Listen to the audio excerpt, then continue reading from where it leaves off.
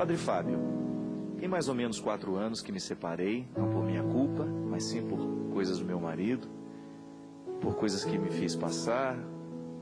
Sempre acreditei que o casamento deveria ser para sempre. Padre, desde então nunca mais recebi a comunhão porque sei que a igreja é contra o divórcio.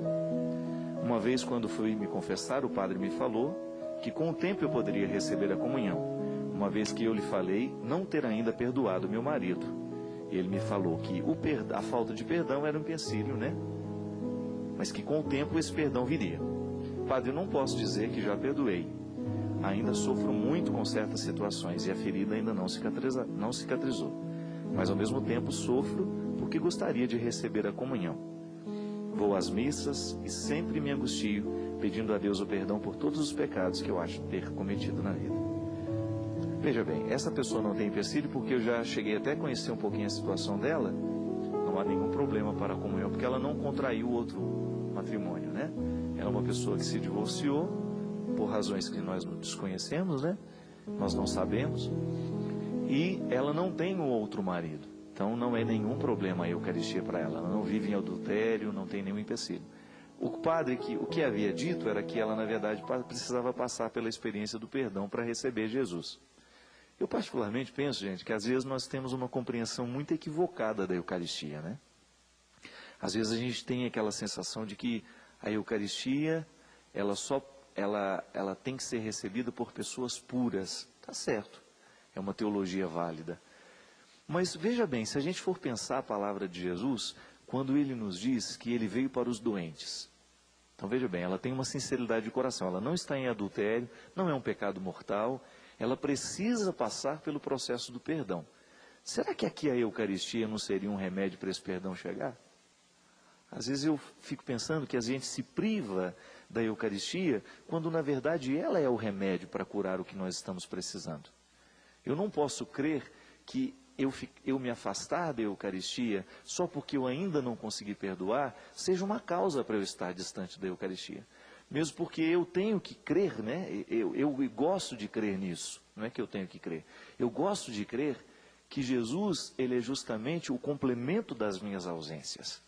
Cada vez que eu o recebo na Eucaristia, eu trago para dentro de mim aquilo que me falta.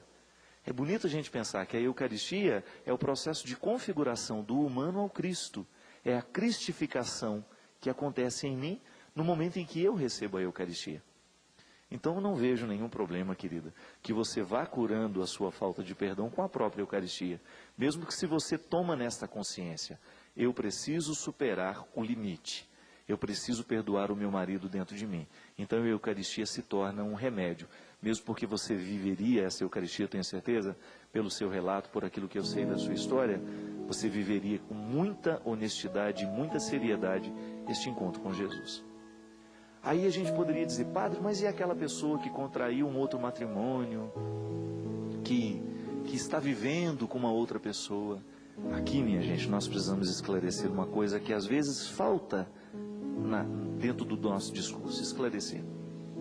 Nós temos 2 presenças reais de Jesus na Eucaristia.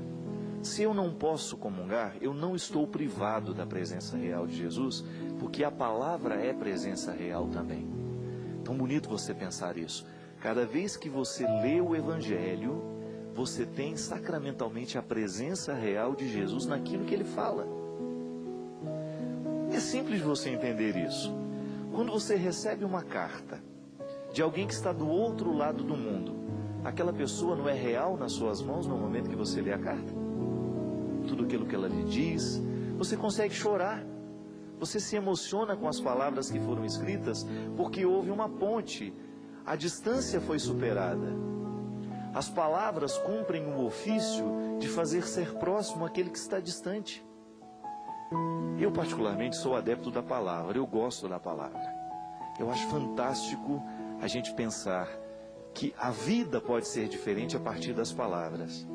O mundo pode ser diferente a partir das palavras, tanto da palavra que a gente fala, quanto da palavra que a gente pensa, porque a gente sempre pensa também a partir das palavras.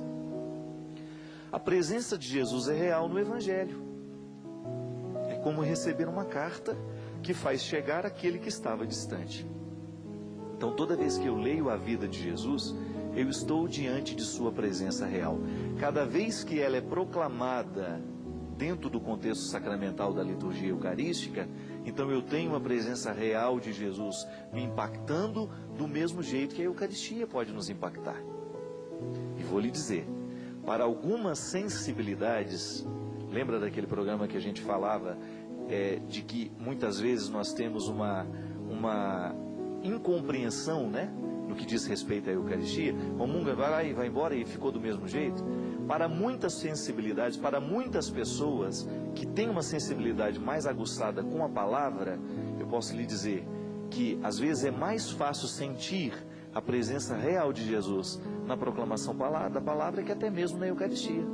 Tudo depende da sensibilidade de quem está recebendo.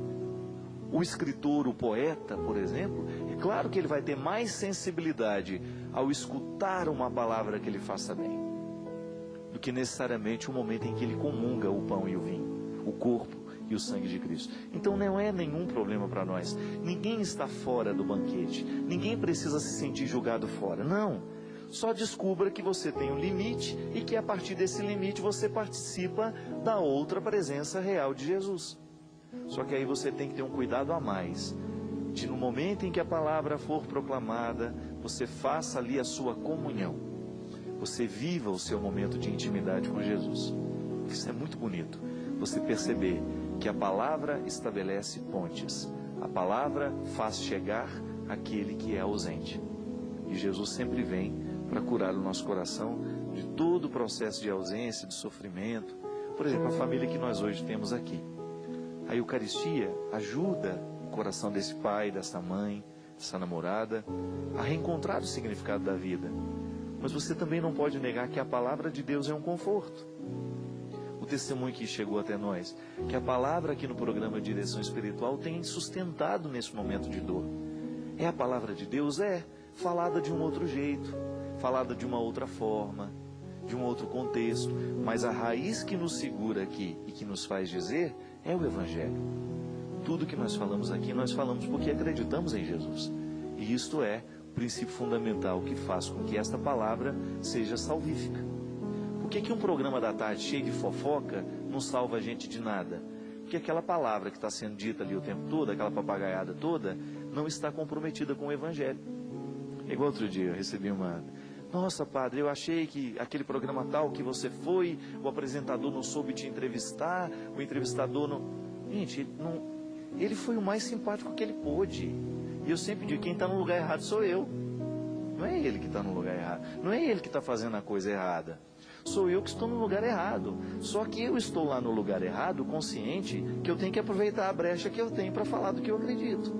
Aquele programa não é para evangelizar. Eles não estão montando aquele programa com o objetivo de evangelizar, não. É um entretenimento.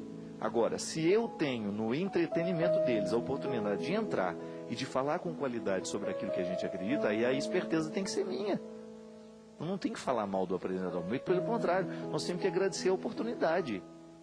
Se ele nos deu a oportunidade de estar lá e se nos dá a oportunidade de voltar para cantar o que a gente acredita, para modificar um pouco o contexto daquele entretenimento, vamos agradecer a Deus, porque o que a gente não pode é perder a oportunidade de exercer bem a nossa palavra.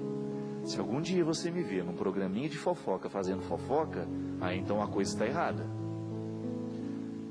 A minha presença em qualquer outro lugar só é justificada se eu estiver com o desejo e com a oportunidade de falar do que eu acredito. Se eu não puder falar do que eu acredito, eu não vou. Eu só vou se Jesus puder entrar comigo na mesma porta. Senão eu fico de fora, a minha vida continua muito bem, obrigado.